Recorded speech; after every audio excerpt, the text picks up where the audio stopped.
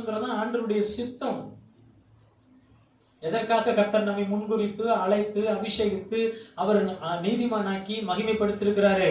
தன்னுடைய குமாரனுடைய சாயலுக்கு ஒப்பாயிருக்கும்படி.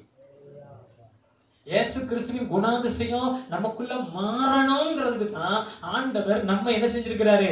அழைச்சிருக்கிறாரு, நம்மை அபிஷேகித்திருக்கிறாரு, நமக்கு வசனங்களை போதிக்கிறாரு. நமக்கு வரக்கூடிய போராட்டங்கள், உபத்திரவங்கள், எதிரிகள், பிரச்சனைகள் எல்லாம் ஆண்டவருடைய திட்டத்தின்படியே வருதுன்னு நம்புறாங்க. அல்லேலூயா சொல்லுங்க. அப்படி நம்புனா நாம என்ன செய்யக்கூடாது? அவங்கள திட்டக்கூடாது. அவங்களுக்கு பின்னாடி என்ன இருக்குது? பிசாசு இருக்கிறான். அந்த பிசாசுக்கு பின்னாடி கர்த்தருடைய திட்டம் இருக்குது, தேவனுடைய சித்தம் இருக்குது. அது என்னங்கிறத கண்டுபிடிக்க முயற்சி பண்ணணும், ஜெபிக்கணும். அதை விட்டு போட்டு என்ன செய்யக்கூடாது?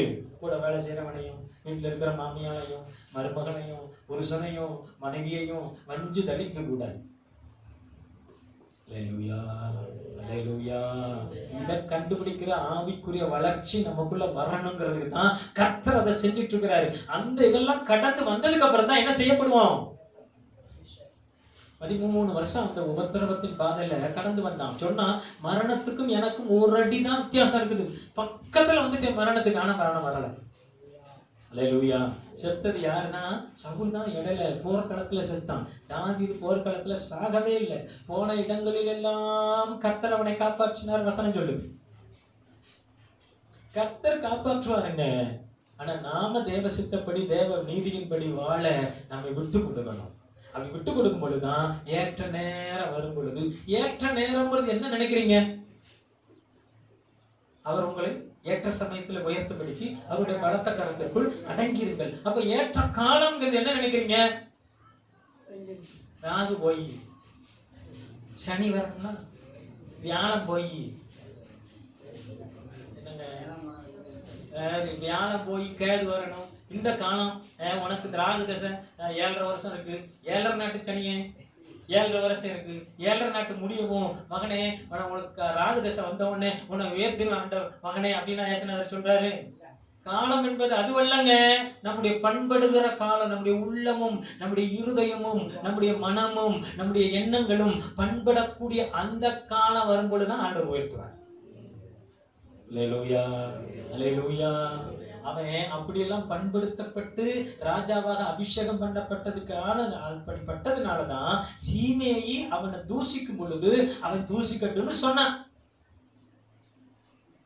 இல்லைன்னா என்ன செய்ய மாட்டான்? அந்த பண்படுத்தப்பட்ட இருதயம், அந்த வளர்ச்சி, ஆவிக்குரிய வளர்ச்சி, ஆவிக்குரிய முதிர்ச்சி, ஆவிக்குரிய பண்பாடு நமக்குள்ள வரணுங்கிறதுக்கு தான் கர்த்தர் இப்படிப்பட்ட காரியங்களின் வழியாக நம்ம நடத்துறாரு. அதை நம்ம புரிஞ்சுக்கிட்டு கர்த்தருக்கு ஸ்தோத்திரம் பண்ணி போயிட்டே இருந்தோம்னு வச்சுக்கோங்க, ஏற்ற காலம் வரும், ஆண்டவர் நம்மளை உயர்த்திடுவார். அந்த உயர்ந்த ஸ்தானத்துல இருந்து ஒரு பயலை நம்ம கீழே இறக்க முடியாது. திறந்த வாசலை உனக்கு முன்பாக வைத்திருக்கிறேன், ஒருவனும் அதை கூட்ட மாட்டான். அவ்வளவு சீக்கிரமா எவராலையும் கூட்டவே முடியாது. ஏன்னா தேவன் திறந்திருக்கிறார். அதே போல தேவன் அடைச்சிட்டாருன்னு வச்சுக்கோங்க, எந்த கொம்பனாலையும் திறக்க முடியாது. அல்லேலூயா. கர்த்தரை சார்ந்து கொண்டு தேவ பிரமாணத்தின்படி, தேவ நீதியின்படி, தேவ நடத்துதலோடு நாம இணைந்து அவரோடு சேர்ந்து வாழும் பொழுது ஆண்டவர் நம்மளை உயர்த்துவார். இப்படித்தான் தாவீதை அபிஷேகம் பண்றதுக்கு அப்பாவுக்கும் விருப்பம் இல்லை.